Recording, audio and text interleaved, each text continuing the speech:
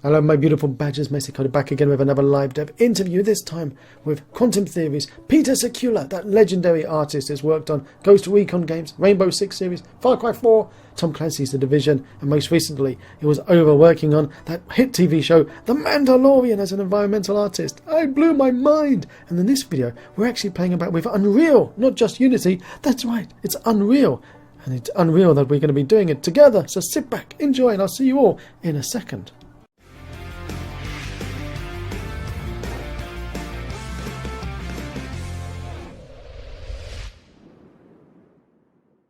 Everyone around the world sitting at home in front of their TVs, monitors, laptops, Amazon mirrors, Google Watches, give a warm and messy welcome to the legend that is Quantum Theory.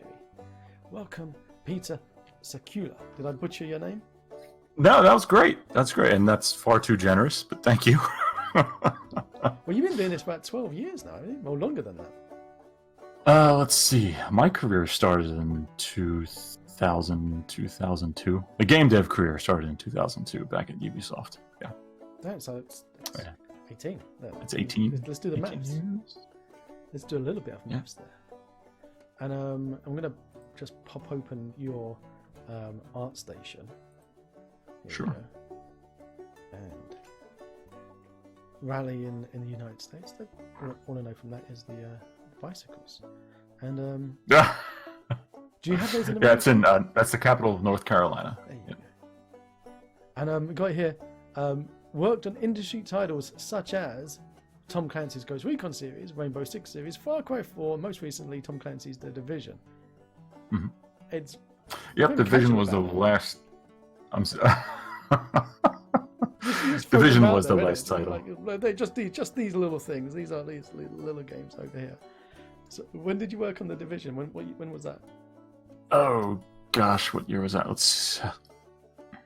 I left a year before it shipped.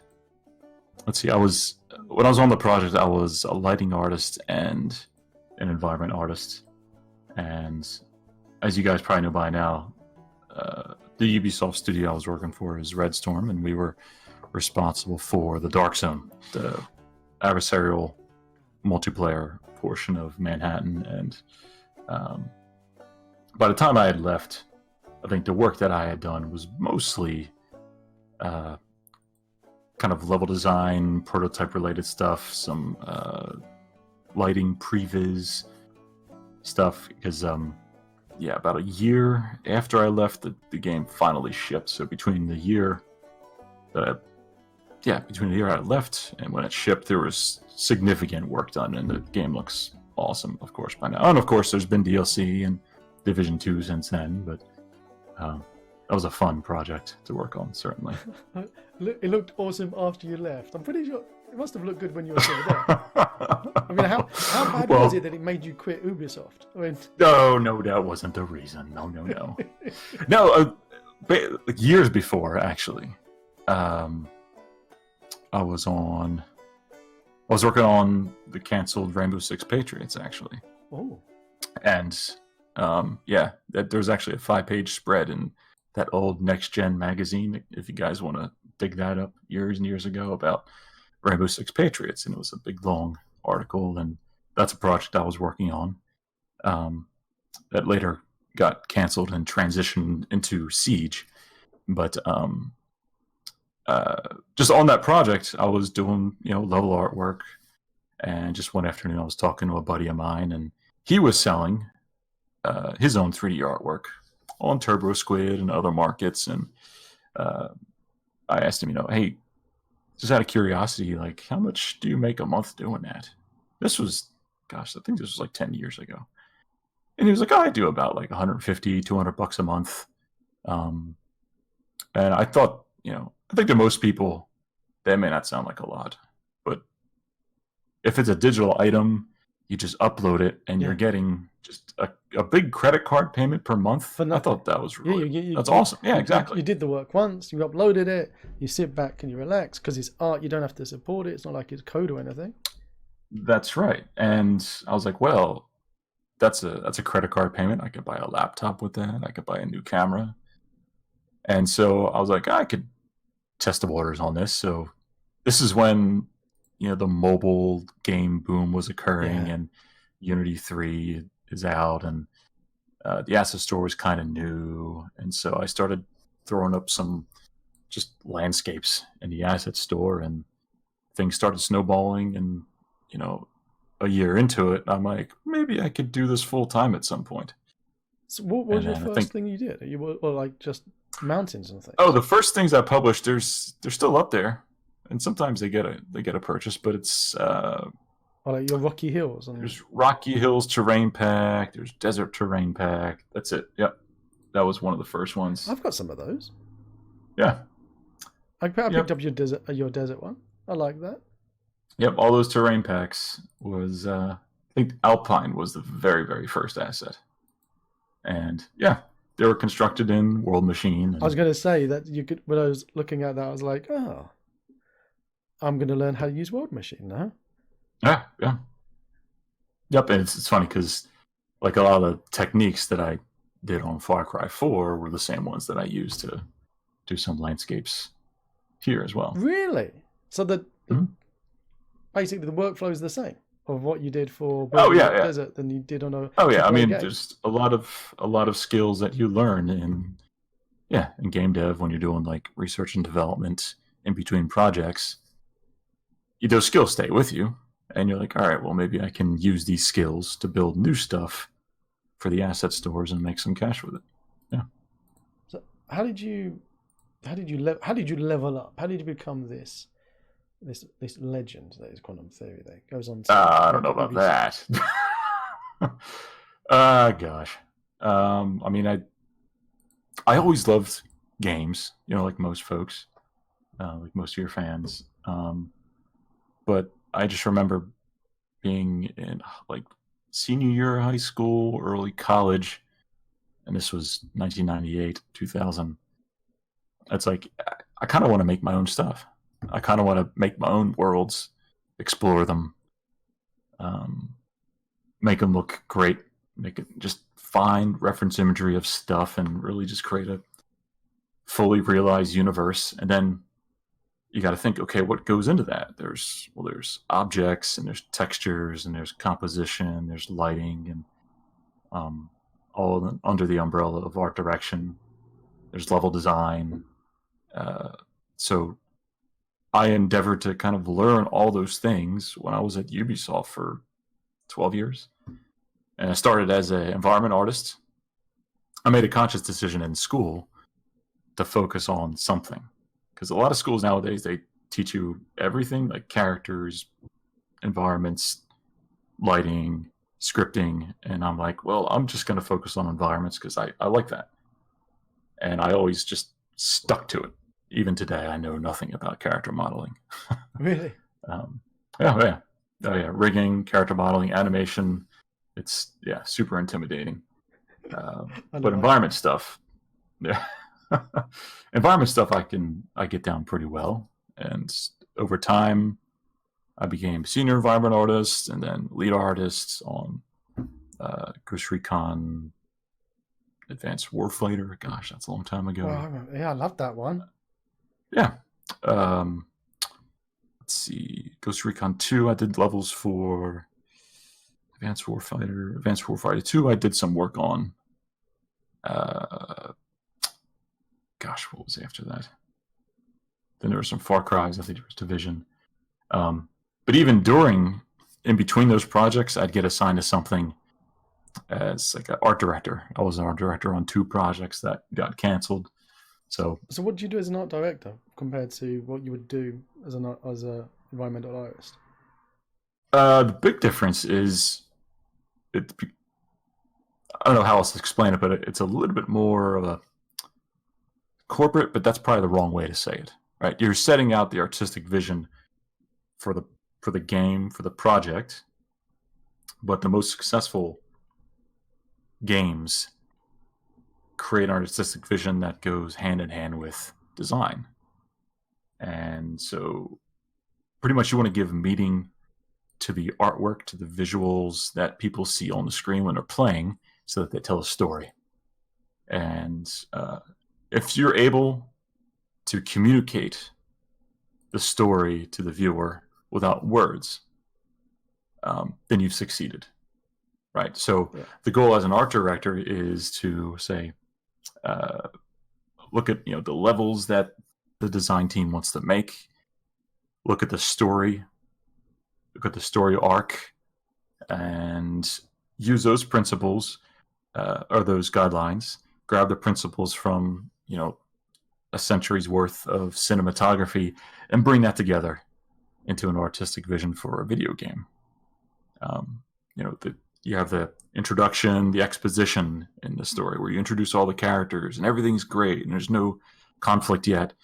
And then very shortly, boom, there's a huge problem somewhere that suddenly everybody has to solve. And you get betrayed and there's all this, terrible things that happen to the good guys of the story. And then at some point, something comes along to help you out. And then you have a direction to solve that problem.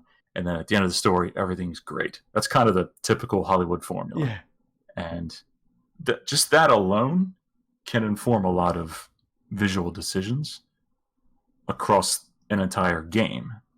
So in the case of like a Ghost Recon kind of game where you have this whole campaign of single player and you have multiple missions. Each of those missions might have a certain color palette. The first 2 or 3 missions might have a nice bright color palette because it's the beginning of the game and people are new to it and everything's great. And then as they get into it, it gets harder. So the color palette gets more muted or, higher contrast, and you kind of drive those design principles through it. Where? Books, film. Has that also been like having been managed and in teams, managed by good art directors that you learned from? Oh, certainly. The best reference imagery is other games. I remember at the time, BioShock was a big influence for me because I thought that was a huge success in terms of art direction. That was a fantastic game. And you got a lot of their visual cues and you got a lot of the story just by looking at the environments. And I thought that was one of the hallmarks of art direction in games because you can play that game with the volume off and you still know what's happening. Man, well, I can just in my eyes now, my mind's eye, I can see how you're going from games into cinema and into TV because the way that you describe it, it's as though you mentioned that the Hollywood theme, but it just feels like the difference between games and movies or TV is that with games, you can do it in your bedroom, but you can't make your TV or movies in your bedroom. But is this a great way to get into it? A great way to learn is by getting into gaming first. Oh, certainly. There's this fantastic book that I have about cinematography, and it really boils everything down into just a couple elements of design, and it's applicable to art. It's like shape and silhouette and color and tone, and they're just little building blocks to help you inform just how to place objects in an environment. Even in like my Rome pack, it's purposely constructed in such a way that like things aren't perfectly symmetrical. The pathways are kind of offset. If you notice, like things aren't exactly on a grid. I'm just gonna right. Hang on, give me 2 seconds. Let's do share screen. Sure. So you can see what I'm playing about with. So I just love chatting, but I know that I need to start showing some stuff off because I've only got you for like half an hour more. That's cool. We can go over a little bit. Hey, that's what we like to hear. I knew I'd break your will eventually. Of course. Well, we started a little bit late. That's okay. That's my fault. Any future cultural architecture packs coming out?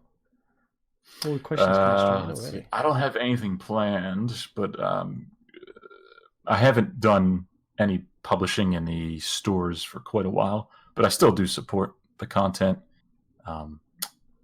You'll notice like in the Unreal version of the Rome Fantasy Pack 1, I relit it. So it's like a blue kind of Game of Thrones kind of look. So I still do support and do bug fixing, and right now I'm trying to update the Unity shaders to HDRP once and for all, writing scripts to help convert the scene so it's easy for customers. So yeah, I don't have any new packs planned, but certainly updates to the same one. Yeah. And there we go. It's not really bluey. That's what I like about trying to put in little things to make Unity a little bit sexier. Actually, you know what? Let's go Dawn. There we go. That's an interesting pack. It is. See, it makes you. It really makes Unity usable for making sexy things. Yeah. So like when I see like this lighting solution here that you have, it's like, so I know that, you know, in order for a scene to be that foggy, there would have to be like a lot of particulate matter in the air or a lot of moisture in the air. And I know that would also probably cause the lighting, like the shadows, to be a lot more diffuse, right? Yeah. And on the surfaces. So like Unity doesn't have a lot of capability to do that, but Unreal does, right? So that's one of those realism kind of elements that you learn over time. It's like, well, not all shadows are perfectly sharp, and shadows actually get a lot blurrier, you know, the further it casts on the surface, you know. So those kind of, you know, that shadow penumbra kind of thing, those are just one of those things to be aware of as you're an environment artist, or if you're doing lighting for a project, is, you know, making realistic shadows, not only just using the correct colors, but make sure the shadows cast properly. And those kind of things get overlooked so easily. And people spend a lot of time just, okay, playing about with the textures or the models or the props. And I also, go ahead, I'm sorry. It's like an afterthought, really, a lot of the time, but it should be like the first thought. It's something, the more, I guess, the more kind of nitpicky you can be with 3D art, the more kind of technical jargon you need to know. You know, like, oh, everybody knows, you know, base color, normal maps, and roughness, but then not everyone knows about, you know, shadow penumbra and, you know, getting good static lighting and GI, and so it takes time to learn this stuff. And then there's new technologies coming out with screen space stuff, and then there's a whole world of shaders and materials, and it's a massive amount of knowledge. Is that what prompted you to be doing those? Because your YouTube effectively turned into a tutorials channel. Yeah, well, I've done quite a bit of. I have a personal love for just materials, and I've done a lot of work with Substance Designer and Substance Painter. And like a lot of people are like, how'd you do that? How do you doing that? How do you do that thing with Substance Painter? And blah-blah-blah. So I just post that stuff to the channel, and people really, they love it. And just want to make sure the materials look their best, you know, and also making things easy too, you know, just to be able to blend plaster on brick naturally it can be a challenge. But that drastically increase your speed. Yeah, exactly. You know, that's what it's all about, really. I mean, like, I remember doing Gen 1 Xbox textures. You know, we had the memory budget we had for Ghost Recon maps on like the old Generation 1 Xbox, you know, the big black and green box. It was 13.5 megabytes, which is basically like one PBR material in scenes today. Yeah, it was insane. Like, there would never be a normal map, you know, and if we used like a 512 by 512 texture, that would be a big deal. Yeah. But those maps were huge too. Like some of the biggest maps ever. Like 512 square meters, like cramming 13.5 megabytes in that. That's insane. Wow. Yeah. Good old days. Those were fun days, man. Yeah. Yeah, like literally, maps were designed on napkins. Yeah. Really? Oh yeah. I mean, You could just like sit around a back in room the that's while you're having lunch in the cafeteria at work with a napkin. Oh, I mean, we'd have like 12. I mean, this is how it was in the industry. It wasn't special to anywhere else, but like Ghost Recon games. I mean, you'd have a napkin. You're like, all right, I kind of want the flow of it to look like this, and it could be maybe there was a whiteboard involved, but generally we had an idea of progression and what kind of uh, moments we wanted to create in those games, and we wanted to happen in a variety of environments where there was like a train yard or a mountain pass or a forest or whatever. We just kind of merge design ideas, and over time, as more games get produced, you get more structured with level design and going through approval processing and play tests and things. So yeah, I mean, that's what makes games better nowadays, is making sure that you have all those T's crossed and I's dotted. Do you feel like you could have got where you are now, if like eventually, without having worked at a AAA studio? Like, would you have been able to go down a different route to end up at the same location? Maybe for longer, but AAA studio gave me a big leg up. But I say that only because that was 20 years ago. Nowadays, if you joined like an indie studio, you'd be pretty solid. But I remember I had an art test to take when I was applying. And so like I had a week to build like this military camp in 3D Studio Max as like a level for a Ghost Recon map. And man, that was the roughest, ugliest thing I've made. And I remember like UVW unwrapping the objects a certain way and the buildings a certain way. And I crunched like hardcore for that week to get the job. And obviously I did. But I remember the first month of employment, everything, all the methods that I knew in making that little military camp went out the window. Really? Yeah, in the first month, I was like, oh, God, I could have made that camp in about 2 days.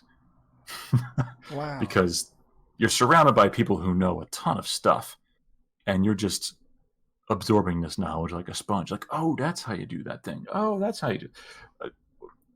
What I could say is art, there's a lot of talent out there. There's a lot of skill, but a lot of it is in recipes. Yeah. And just someone's like plastering some awesome artwork out of there. It's probably because they know some very special tricks to make it really fast and easy that most people don't. Is there a lot of smoke and mirrors? That's a bit of a secret. I mean, like video games, there used to be, yeah. Yeah, because like now we were looking at an asset yesterday, and it looked beautiful in the pictures. We loaded it up, and it looks nothing at all like the pictures do or the promo video, and that's because everything was moved over to the post processing. The color was changed, the lighting, everything basically made it completely different in the post processing. So it's as though, and this is a conversation I've had with other artists who work professionally as well, working on games and movies, and saying that no, post processing is an integral part of it, and you have to make your models and your scenes knowing that it has to work with the post processing, so you make them effectively bland and you do the rest of the work afterwards. I was thinking, yeah, really? I mean, is that the real AAA way of doing it? You'd have to go in a little bit more detail about the last part of that, but as far as post processing being integral, oh no, that is crucial. Yeah, certainly. But like because when you're making, yours looks stunning with and without. I'm sorry, it does. Oh, thank you. I mean, I reviewed it on the YouTube without post processing, and it, you got little tweaks here and there, but it's stunning. It is beautiful. It's one of my favorite things. Oh, thanks. There's one thing about post processing is that it can be abused. Like people just add tons of like that volumetric haze into the scene, and maybe they adjust the shadows, midtones, and highlights a little bit too much, and then suddenly the color of the scene takes away from the artwork that was made and put into it. Exactly. And so that's just one of those art direction things where you have a whole team of 100 people, sometimes 500, making art assets for a game, and you put them in there, and then you have 2 or 3 people doing post-processing for that game, and they just made all their artwork look terrible. So you have to kind of know that you got to work within good color theory principles when you're doing post-processing. You got to know about just lighting and shade. It also helps to know the gameplay intentions too, because you need to lead the player. If your scene's too dark, they can't see it. They can't play it. This comes back to the art direction, what you were talking about earlier. Exactly. Yes. So there's, like, I make sure that my stuff, there's no super dark darks or no super bright brights. It's all kind of in a mid-tone on a histogram, so that you have the flexibility to read the scene and it's comfortable to look at. Because that's how it is in real life too. I mean, when you look outside, if you're in London, so it's probably nighttime now. When you're out in London, you can't see a thing. If you see me in the daytime, you don't want to look outside, mate. So just with that. But generally, the sun just saps the color out of everything,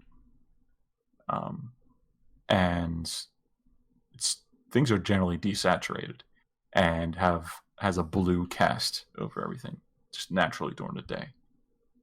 And our brains adapt to that coloring and stuff, and it doesn't work that well in a video game sense. You're gonna have to feed that information to it, so you gotta have to accommodate for people's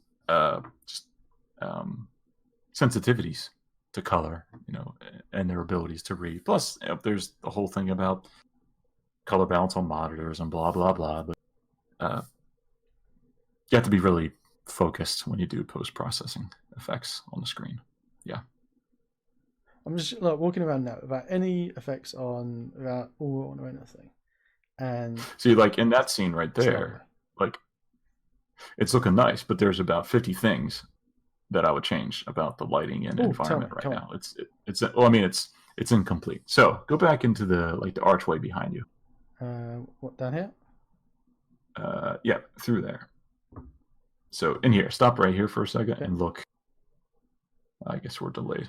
I'm looking at the live stream. I should be looking at the Discord. You should be looking at the Discord. Okay. So you see how everything kind of looks kind of glowy? Yeah. Okay. That's because it's reflecting the sky. It's not reflecting the environment around it. Yeah. So these objects think that they're just way up in the middle of the sky, essentially, instead of being next to a bucket or next to a wall. So like you see like the black pot right there, how it's got this really bright ring around it. Exactly. Right. That's because there's no reflection probe in that area. That's defining the reflectivity in that area. So if you drop like a reflection probe and you put the region around those assets, their reflections will be much more natural, and it also gives a better impression of lighting too, because reflection is a big part of lighting. So like the floor in there, how bright it is, if you threw a reflection probe down, it would change drastically and it'll look a whole lot better. The steps, yeah. It's as if in Unity by default there's like one reflection that's occurring and it's just the sky. There's no ground, there's no walls, there's no nothing. It's just the default blue sky. And everybody has to feed in reflection probes around the scene to accommodate a natural looking environment. And that doesn't really get used a lot as well. I mean, a lot of people don't. I see a lot of people don't use it. A lot of people don't really know how to use reflection probes properly. Yep. It's one of the requests I get a lot for tutorials about. How reflection probes are like one of the most important things, and I agree, one of the most overlooked. It's crucial in Unity and in Unreal. Yeah. So we got a question from Sonia saying, how much is too much with reflection probes? Because that's the problem. It is heavy. It will impact, especially if you've got large scenes with lots going on. Putting on your Unity hat or your Unreal hat, how would you say would be a good advice when dealing with reflection probes? You want like reflection probes when there's a big change in lighting, right? So, it's like down here, or if there's like a key, yeah. So like in here, you put a probe down there, yeah, and then you make sure you put a probe in the larger areas of the main area where it's hitting the sun. So like that whole area right there, I'd put like one probe in the center, and it's kind of high up. Underneath those 3 arches, I put one probe. Underneath this archway, I put a probe. Inside the store there, I put a probe. In the tunnel, I put a probe. It's really not much, but if you're doing like open world games, you might want to instead put a probe around the player camera and have it update every couple seconds. So like the probe would be attached to the camera, and it's updating as you walk around the scene. So it's kind of a natural thing. That was something that was done on Division, if I remember correctly, as well as like screen space reflections. Yeah, it's a common thing to do in open world games. Found us. See, look at this. Yeah. Look what I found. Oh, I know what that is. That's not a texture scene. That's a reflection probe scene. There we go. If you put a probe there, it would go away. I found that. Or if you had one that wasn't reflecting the sky, because the sky is really white and blue, and if you just didn't have that, it would work. It's a lovely sunny day in ancient Rome. Yes. So this is it without post processing. This is it without any fancy shenanigans, and it still looks stunning. Let me put that magic buttons back on.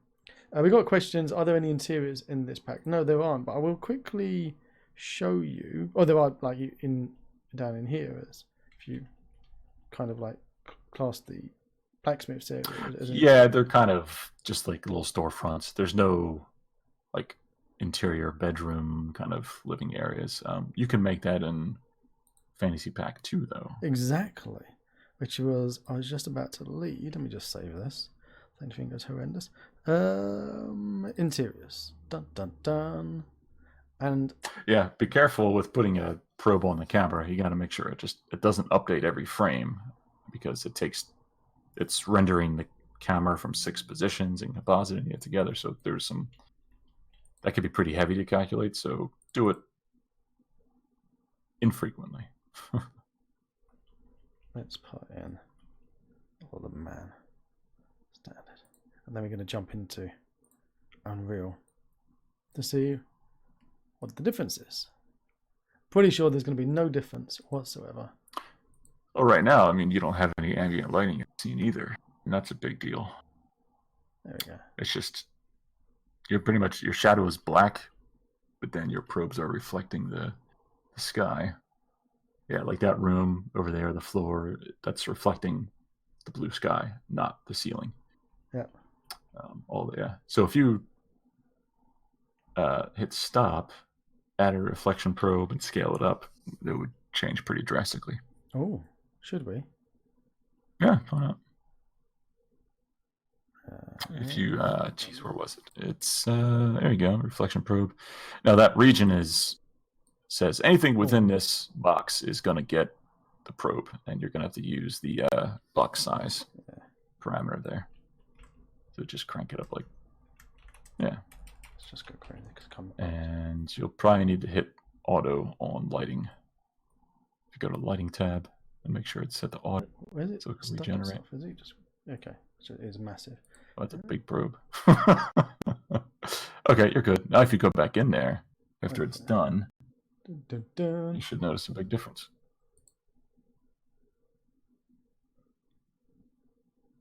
There you go. Now you can actually see what the colors of the walls are. Yes. So now things are a little bit better. If you put that probe underneath that open window on the ceiling, it's still going to give you like blue floors. So there's a bit of artistry in how you place probes. I mean, reflection probes are really crucial. I suppose you just need to find good reference material out there, but just keep on experimenting, tweaking, see what works well. Just to show people what the number 2. Can I get a Rome exclamation mark Rome 2 in chat, please? Somebody give me a link to the Rome 2 pack, because that's the other thing that the packs don't seem to be getting as much love on the store that I would have expected. Do you find like it's because it's not medieval, it's not like sci-fi being Rome? It seems to be a limited number of people who are looking for Rome packs. I think one of the I would say issues is that it's a little bit technically complicated because it's like all custom shaders and there's all this modular stuff.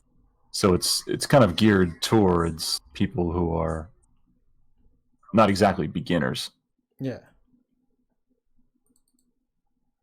And you do have to have, because the thing that scared me at first, I was like, why are there videos? Why is there like a playlist teaching me how to use an art asset?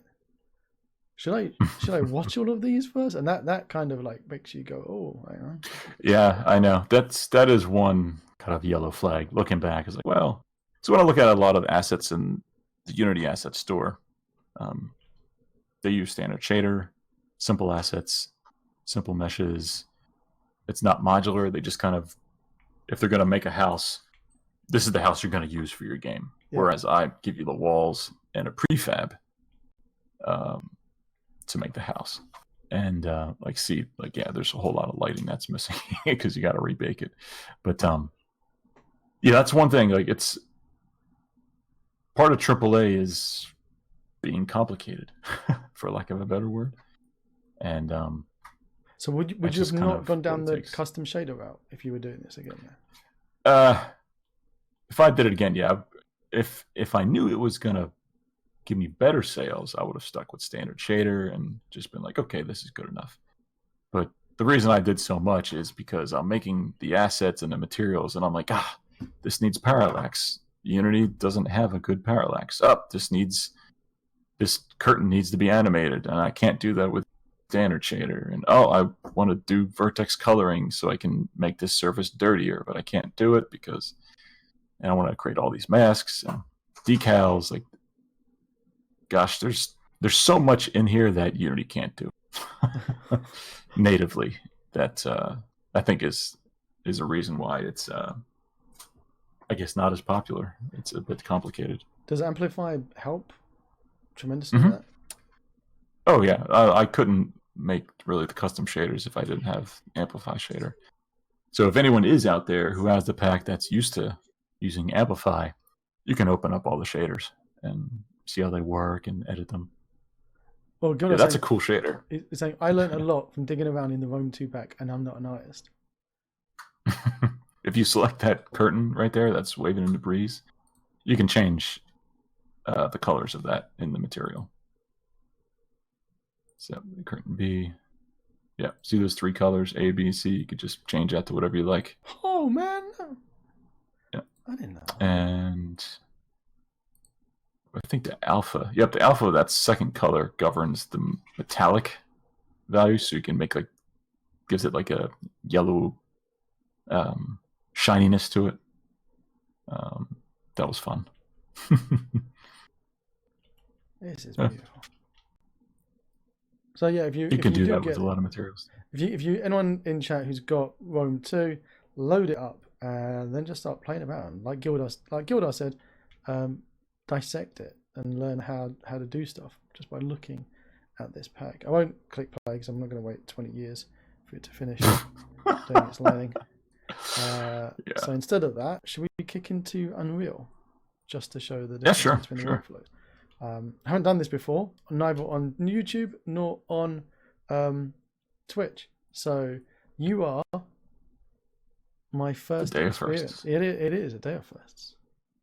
Very excited. And while I load it up, because it's going to take me a little bit of time for my computer to recover from doing this, tell me, how did you get into working on the Mandalorian? Let's see here. I started doing contract work about 3 years ago, just to augment my skill set. I did, as you see on my ArtStation portfolio, there's a lot of materials work there and a lot of assets.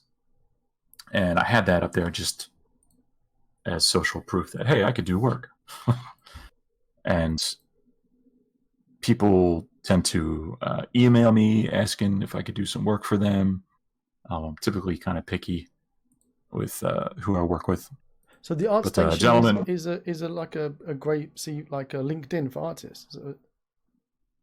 ArtStation is the biggest online presence for artists, for CG artists, both like 2D artists, 3D artists, concept artists, character artists. Like ArtStation is the de facto internet place to be. It's a great platform. It's pretty too. Do you have to do something to make your presence more, get more of that market share, like get your name out? Or do you just upload and wait for people to find you? I mean, it's no different than social media. If you make something great, they tend to notice. And they might showcase it.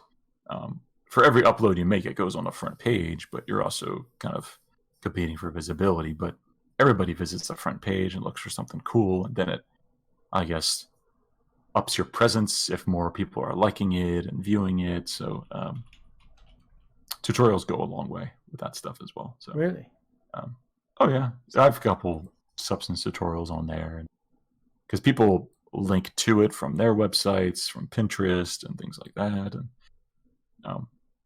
I don't expect to make money or anything from that site. It's more about having conversations with people and learning. And that's pretty much how I was able to work with the gentleman who had his own company out west. He was able to get a chunk of work for Mandalorian, for which I led an effort to do. We led a small team doing some asset work for the show, and very different from what I've done ever in the past. Had to learn a lot on my own, as well as helping some folks through it. But it was pretty fun, actually, just checking out the assets that were being sent to us, and then finally seeing them in the show. I was like, oh yeah, I made that thing. That's so funny. Yeah. So can you say what bits were you? Oh yeah, are you allowed to? Maybe.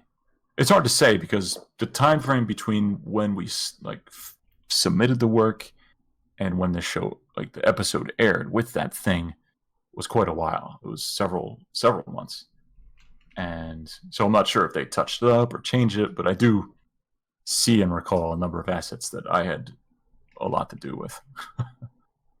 There's like a lot of natural formations that I had fixed up and we had converted and made to look nice. Like there's like the lava scene. When they were crossing back into the town, where there was like a lot of like rocks and lava stuff. We had done some environmental assets there. There was the episode where there was the girl they were trying to capture in the desert. I had done a lot of the mountain range, the cliff range stuff that was in that episode. So are you still using things like World Machine and stuff? Or? Oh yeah, I fired it up the other day. Really? Trying to do some terrain work. Oh yeah, because doing things procedurally is pretty important nowadays, because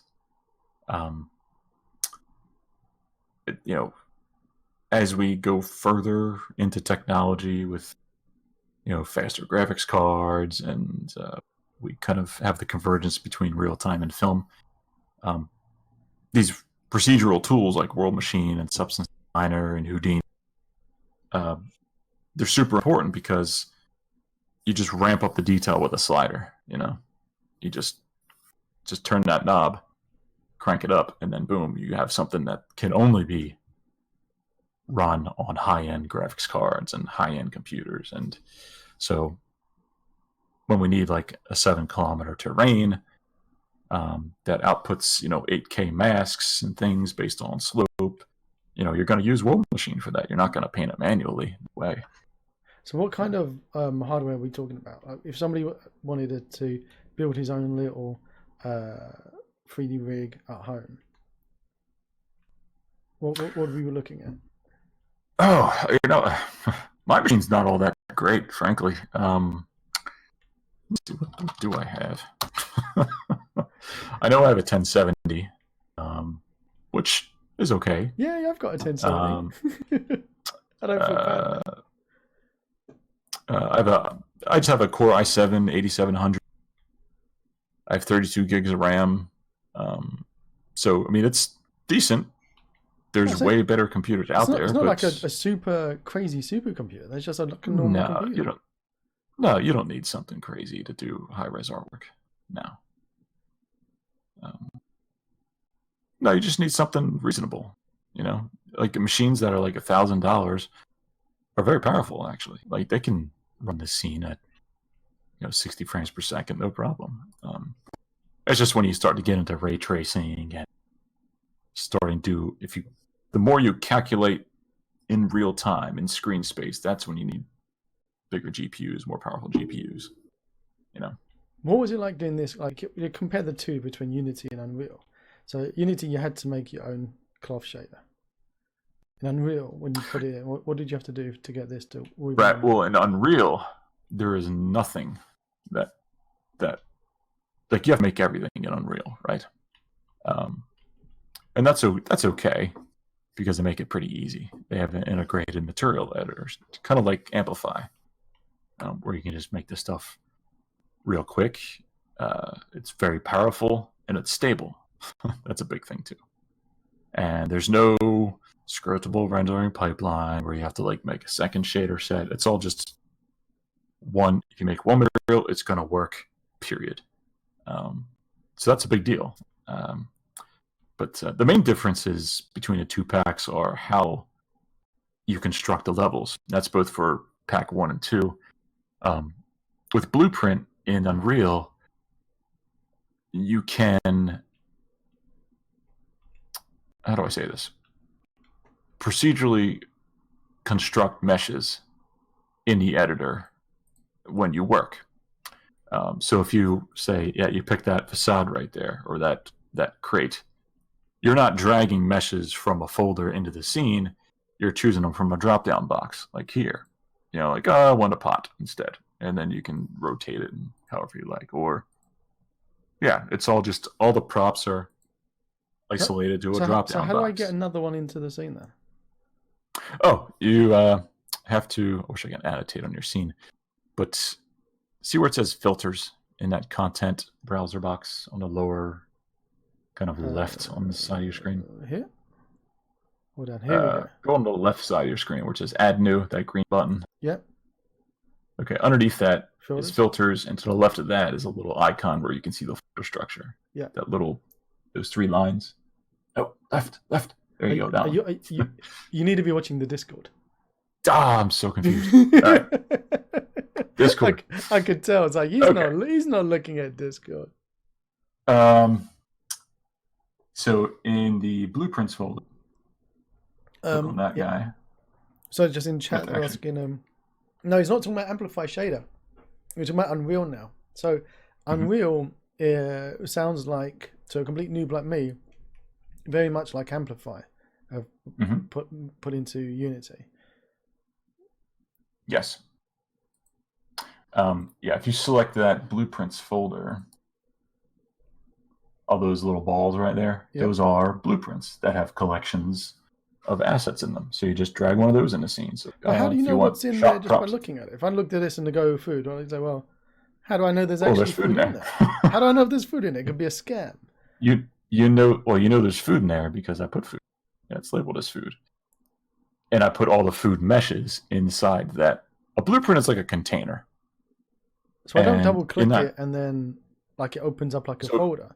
But, right, you just drag and drop it in there. What up? I just double clicked it and something happened. What's this? Right.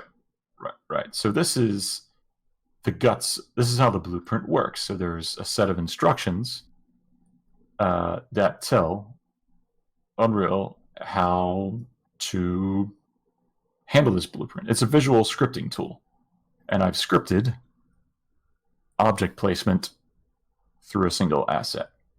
So like there's like an array, a list of meshes, and you select a piece of text in a drop-down box, and it knows okay, that piece of text goes with this mesh, and I know to put that in the scene. So this, I can see now why you like this, because it's node-based and it feels very similar to World Machine. Like if you're used to doing a node-based editor, then this isn't something completely alien to you. Right, and I mean, it's doing it this way is really great for customers because, like in a case of buildings, right? In Unity, you're dragging a bunch of different walls into the scene and moving them together. Whereas I do that for you inside the blueprint, and you're just picking what style of building you want, randomizing the positions of windows, if they have shutters on them or not. You can override which material you want. I make modularity a lot easier this way. But blueprints aren't just for meshes. It's just for scripting the editor any way you want. And you do it at runtime or in the editor. And that's why Unreal's cool. It's a completely different way of thinking.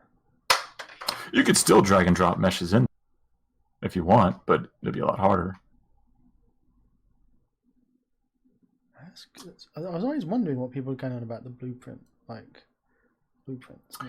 Thinking, is that just like it's visual scripting. I mean, Unity Asset Store has some visual scripting tools. Yeah. Like Bolt. Like Playmaker was one, but that's a little bit different. Have you played with Bolt? Bolt is very similar. I've played with Bolt. Bolt is similar to the blueprint. Yeah. Mm-hmm. And man, it is lovely. So basically, it's fun in VR too. I was going to say, because you've got a VR demo on your website. Mm-hmm. So if anyone's got a VR headset, Yolan, my wife won't let me buy one yet, so you guys stick it in, download it. Man, this is... Yeah. See, that's nice. See, like the difference here is how my wife just come in with how much the wall is shadowed there. I just mentioned how I'm not allowed to get a VR headset, and you opened the door and came in. It's like you were hanging outside. Mm-hmm. Bye. That's the thing. As soon as you mention that something you're not allowed, that's it. You're in trouble. Please come. Sorry, nice. You were saying when I'm rudely interrupted you. Yeah, what's nice about Unreal is they just do a really great job lighting. Like the capability and the flexibility you have with light mask is just fantastic. The shadows are laying just right around the objects, on the objects. That's a scene that looks nice, just being in that little region there, because the lighting is just the ambience. It's just right. Whereas in Unity, it might look a bit flat, and you got to do a lot of work. So how much work do you have to do to get it looking like this? In Unreal? Yeah. I mean, how long did it take you to make it look like this? In terms of lighting? Yeah. Not long. Just, it's a couple minutes. There's a couple sliders you got to change, but you just pretty much say, do this, and hit the button, and it bakes. But where's the fun in that if you don't spend 6 hours pulling your hair out? Where's the pain? Yeah. Well, you bring the pain somewhere else. That's... Because it just doesn't sound right. You shouldn't be having this kind of happy relationship in a marriage where you've got here. This is wrong. You shouldn't be 2 minutes to do this. It should take you 6 hours, and your computer should crash 3 times. Yeah, right. Oh yeah. Well, that's maybe for other things. There's other pain points elsewhere, but yeah. Well, you've got to do C++, but you don't have to, because you can just use the visual scripting, I suppose. So you don't even need to write line of code. Yeah. Now C++, there's some pain for you. That's one big thing that Unity has over Unreal, is that I'm a C# kind of guy. I can do scripting, and I understand when I see C++, C# code. I'm like, oh, okay, I know what this is doing. Yeah. And he's very forgiving. But if you do mistakes, C# is like, don't worry about it. I knew what you were trying to do. It's like, yeah, hey, I got your problem. Yeah. Oh, but C++ is like, no, you will do it this way. One of the pluses holds you down while the other plus beats you. That's why it's called C++. That's right. Yes. Yeah. So, I spent a weekend just trying to dig in, and I'm like, oh my god, I have to type a lot. I have to type so much. Just to do something. Compile times are no fun in Unreal. Even on small projects. Yeah, there's some downsides, if you're a programmer, but if you get a programmer, you can expose things to Blueprint. So if you write a method in C++, you can expose that as a Blueprint node. Okay. So your designers or your artists don't have to dig into C++. Yeah. Oh, that's cool. And there's tons of plugins that people have developed to save you the heartache. Yeah. Well, I have to say that it looks beautiful in Unreal, but it also looked absolutely stunning in Unity. As well. Awesome. Well, I'm happy you're happy. I'm very happy. I'll just say that this is... I think I gave you 4.5 out of 5 when I reviewed this on my YouTube. Maybe I gave you 5. I can't remember. It was... Oh, thank you. Basically, for me, 5 is flawless perfection. Like it... My 3 out of 5 means it's a very good asset. Like, really good. You should buy it. It's 3 out of 5. This is really good. 4 out of 5 is like, my God, this is fantastic. This is like one of the best things I've ever seen.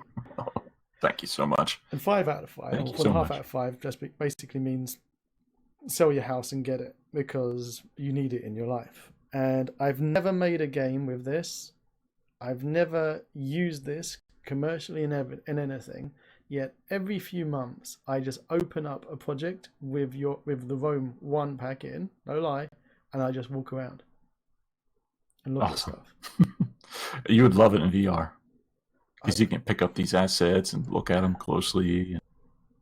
As soon as my wife allows me, she actually said that I could either go to TwitchCon in Holland or buy a VR headset. And I was like, okay, I'm back. I'm going to get the VR headset because everyone in Discord told me, look, you'll always have the VR headset, but the trip is just a one-time thing. So just go with the headset. And COVID cancelled everything. So she goes, well, doesn't matter. The deal's off because, cancelled it anyway. And I was like, that doesn't make any sense. Well, here's what you do. You go back and you say, because of coronavirus, consumer electronics are going to be super, super cheap around the holidays, like Black Friday, Christmas. And that's when you'll get your VR headset for the cheap. Oh, that's a point. So you reckon I should hold off until Black Friday? Oh, yeah. Okay. I don't think any new VR headset's going to come out until CES next year. So if you pick up a Quest, or if you want a Vive, get a Vive. I personally, I like Oculus Quest with Oculus Link. You just plug it in your USB, and it looks great. Would you recommend that this is the VR is something that people should be looking into, like the indie dev, if he wants to break into game development, get a VR headset, make some VR games? Whew, that's hard. Yes and no. Ooh, in a way. Good answer. Come on. Yes, because it's cool and it's fun. No, because it's frustrating and fraught with pain. Really? Oh. Yeah, because the things that you think about when you're doing regular flat world games, the things you take for granted, you'll have to take very seriously in VR.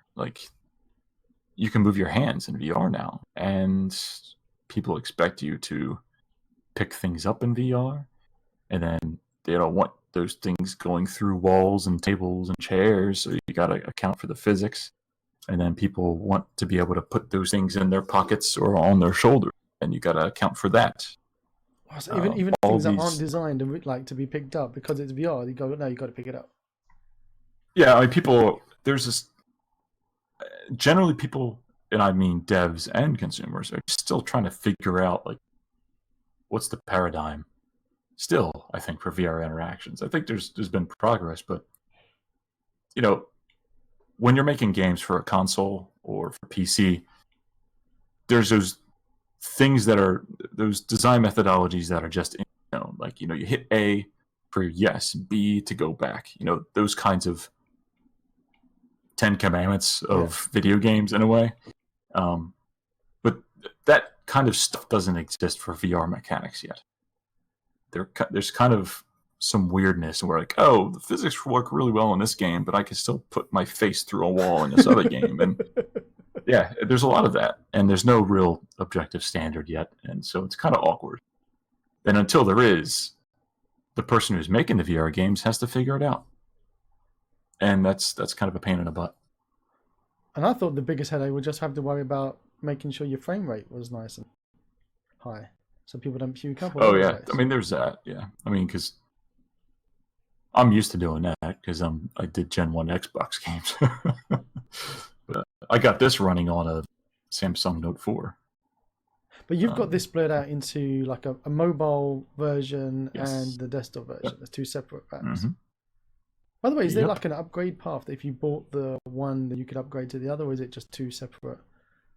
They're two separate packs. Yeah, because the textures are the same, but the content is very different and how it's authored and yeah. Well, really, even the meshes. Mm-hmm. Wow. Yeah, because when you're trying to render on a device that's not high powered, you gotta really pay attention to how much you're drawing, and so that means I can't let you place individual walls in the scene without the mobile device falling to its knees.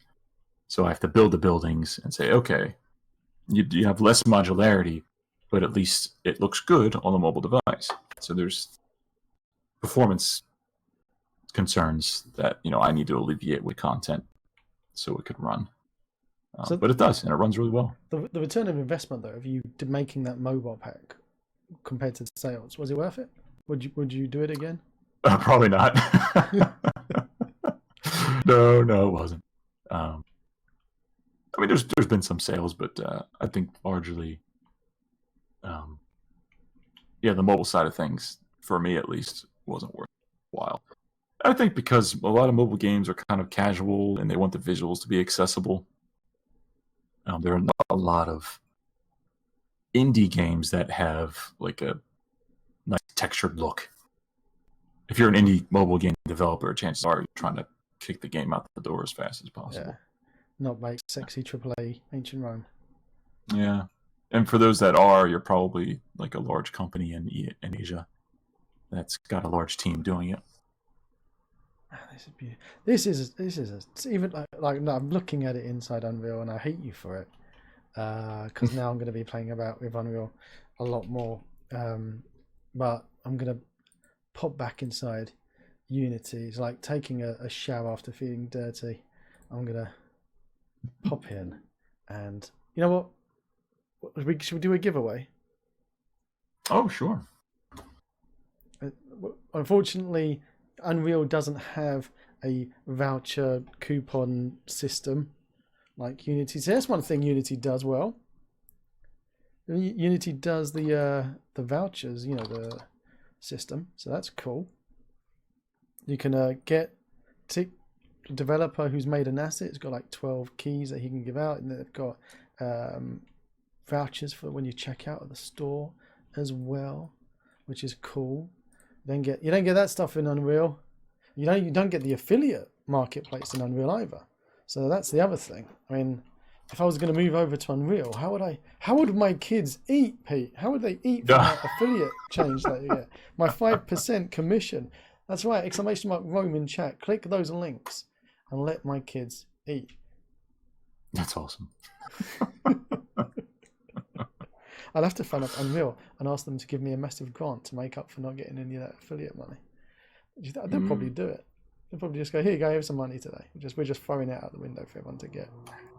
Yeah, they have a lot of money, but they're still picky with it. If you look in the chat, the command I had for Rome 2, so !Rome 2, and the bot says, the wife said no, but I purchased it anyway. Rome 2, sleeping on the sofa for now. which is a true Nice. story. Because actually, I was doing a live stream and somebody was like, "Have you seen Rome 2's out?" And I was like, what do you mean Rome 2's out?" And I clicked it and I was like, "Oh my God, Rome 2's out. It really is. It's out." And I woke my wife up. Oh no. Yeah, so Oh, I man. left the room. So I'm live streaming, went into, and I woke my wife. And chat could hear me like, going, "Honey, honey, I need to buy an asset. It's set in ancient Rome. It's the interiors of the ones I've got in the streets." "That's nice, dear. What'd you wake me up for?" "Because I need to buy it." "How much is it?" Like, I can't remember. How much was it? Like, how much is it full price? Like, $85. 85. Yeah. So I was like, 85 bucks. 85. She was like, "No." I'm like, "But it's on sale, 50% off. So I can That's get a good deal. It's a good deal. That's a good deal.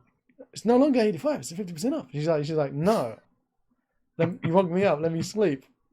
So I walked back and we're chatting in chat, and chat just like, "You're not going to get it?" I said, "No." She said, "No. No, I feel bad." So it's a family decision. And then I was like, "You know what? I'm going to buy it, and I'm not going to try and justify it later."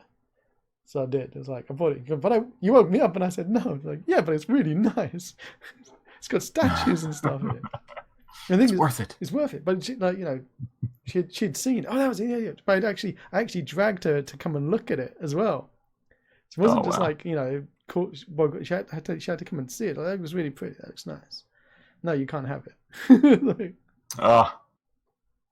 Get a VR headset. exactly. She'll understand then when you put the headset on her, Oh, and and when she's she can walking pick around. she can pick up an anvil and hit you with it. That's when you sold her. Do you know what the problem is in the in this one, Rome 1? I said, "Look, it's ancient Rome," and she went, "But is it, or is it just a street in Rome?" And I went, "No, it's ancient Rome." And so she was in the fly mode, and she zooms up, looking down, and she went, "Where's the rest of Rome? That's just a street in Rome. That's not ancient Rome." And walked off, and I was like, "Whoa, That's when you say it's up to me to make the rest because now I have the artwork to do it. exactly." There you go. That's right. That's right. Oh man, and somebody else is going to have the artwork to do it too, as we're going to give away a copy. Awesome. So what are we giving away, Pete? We are giving away Rome Fantasy Pack 1 and 2. We have a voucher. We have voucher codes for each. Crazy. That's just have crazy. at it. We'll do it as two separate giveaways. Okay. Which will be, which is going to be super interesting because one person's going to win Rome 1, and if another different person wins Rome 2, then it'll be like a hag, like they could negotiate with each other, like, "I'll buy it off you. You don't want it? I'll buy it. Right. I'll give you my kidneys. Do you want my liver? That's another good deal. That is another good deal. Stand and deliver. Stand and deliver. All right, give me an exclamation mark raffle in chat. Now, we're not looking, because we had some questions earlier into there's not going to be like an expansion pack on the Rome 1 pack with more interiors. We've got the Rome 2, so we're not to expect like a Rome 3 on the horizon anytime soon. Right. There won't be a Rome 3, but like there is a ton of content in both packs. And what's also great is like these materials, the textures, you can use them in other work too. The brick, the stone, the cobblestone, the decals, I use this in medieval. And I do. Yeah, which Right, is true. I haven't actually used the pack as it is, like like this, as like a Rome pack. But my Wild West game I was working on, I actually have my the jail cell was made using these textures. So there's a lot of stuff in here that I'm looking and go, this doesn't have to be Rome at all. And there's Roman inspired, like there's the architecture, the materials. Like I did research on what was, I think, the best guess as to what like the insulae Roman regions where pretty much the poor people lived. They lived in like hard conditions, like tenements.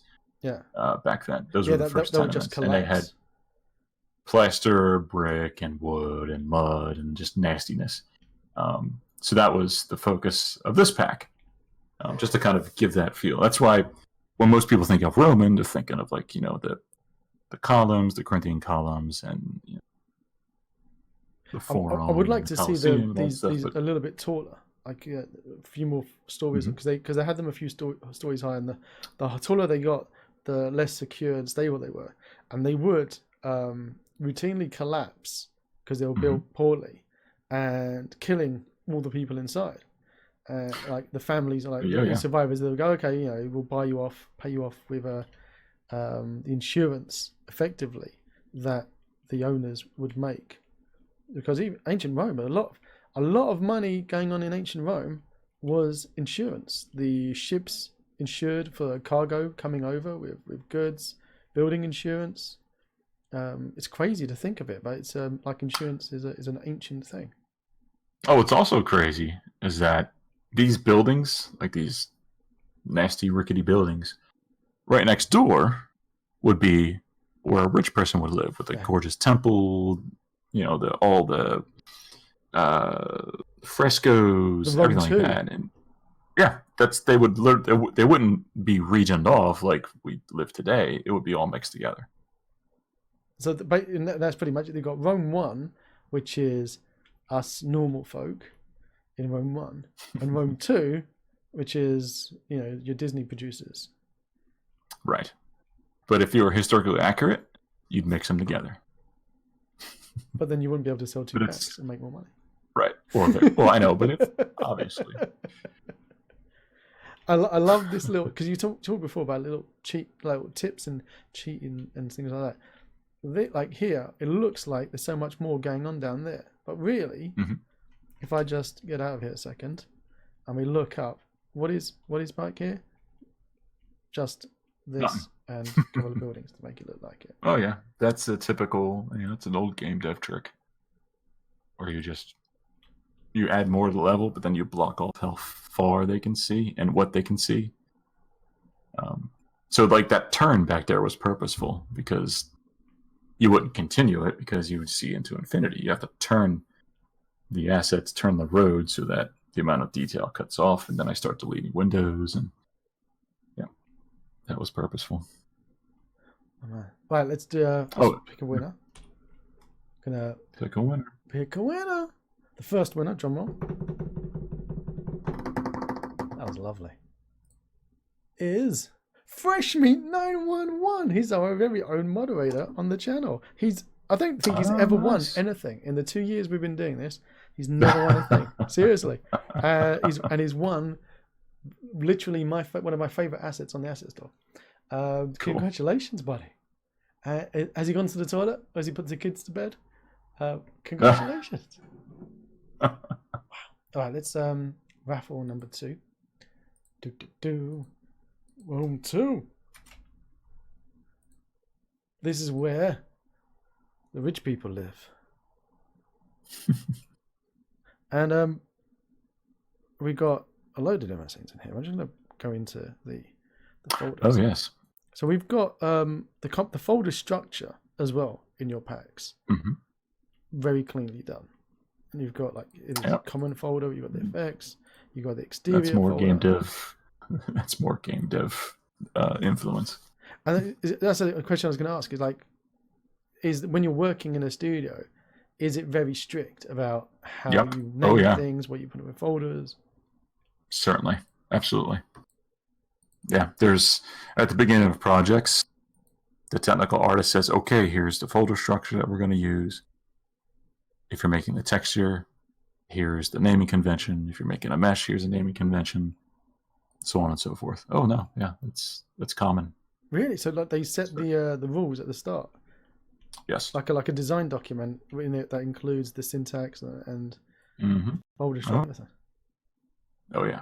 So when I'm on projects with people who just throw stuff around and name it, test it. So is that the responsibility again of the art director? Having problems with assets and you're trying to do dependent.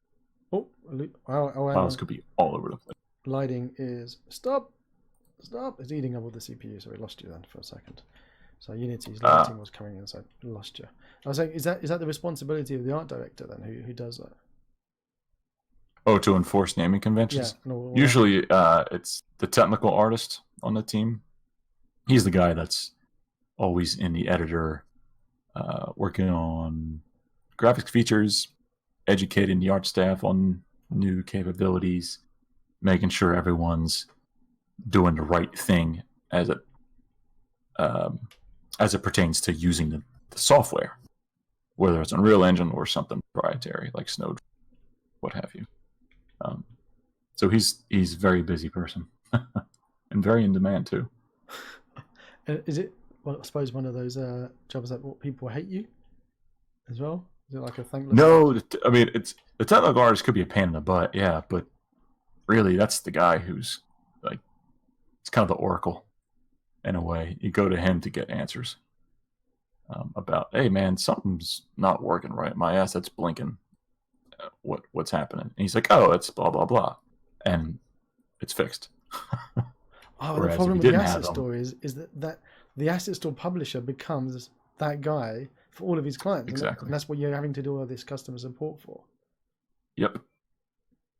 Yeah, the asset store publishers have to be technical too, or not. Or they're like, yep, sorry. Or if they can't do it, they just do simple stuff. And I think that's largely what we have. Yeah. You know, a lot of people do simpler assets, which is fine. There is like a 2% of the store that are doing really beautiful stuff. And you kind of see the people on the asset store who are doing really beautiful things. And then you look into them and they 9 times out of 10, they've worked at a studio, worked on a commercial game. Mm-hmm. Yeah. I mean, on the other side is if you live in, you know, let's say the Middle East or in Africa, I mean, there's people from all over the world publishing. This is a fantastic way to earn a living.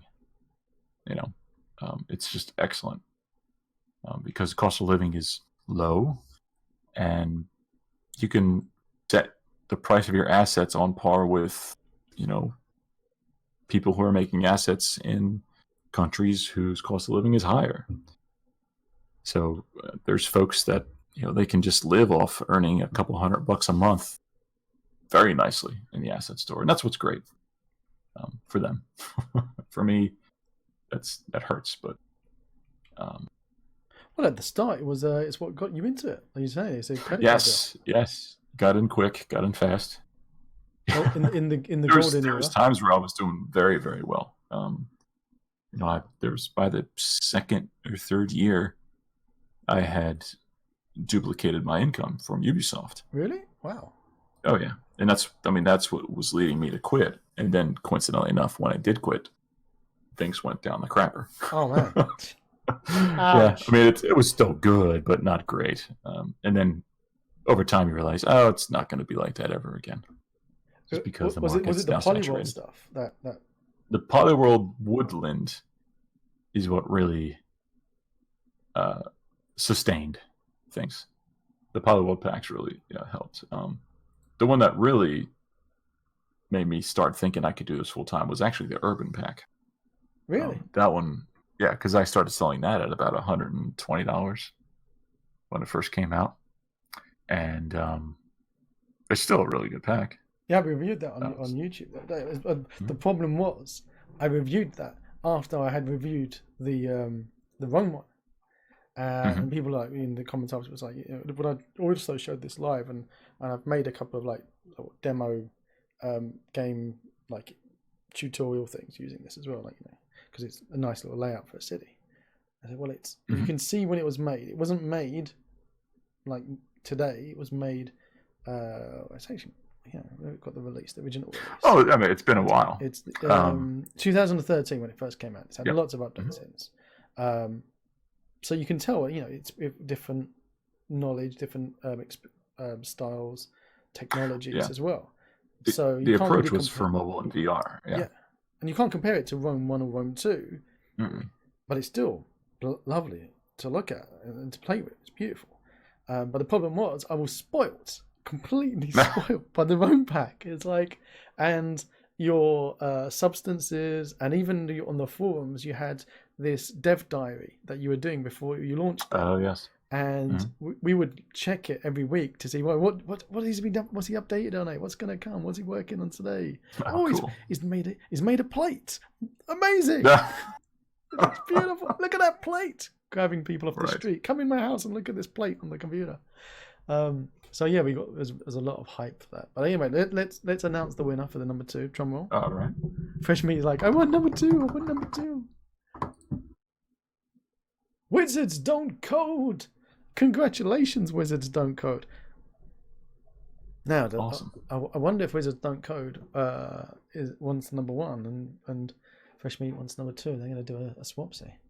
But yay, I'm lucky. Congratulations. Wizards Don't Code is going to have Fresh Meat knocking on his door, begging, offering his kidneys and his livers, I think, for a swapsy on that one. Or even just like, to give you whatever you want in life. You can just go to !Rome 2 in the chat and then get a link to the asset store and just buy it yourself because it's on the asset store right now. You can get it. Rome 1 a lot of blood, sweat, and tears in those packs. 50%. The other thing was I wanted to make something that stood the test of time.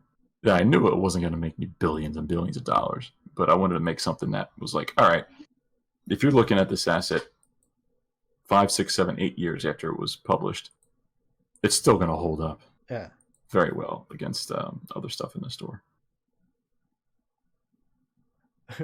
75 euros. Yep, 75 euros. 75 euros 93 cents full price, and you get it 50% off for 37.96 cents.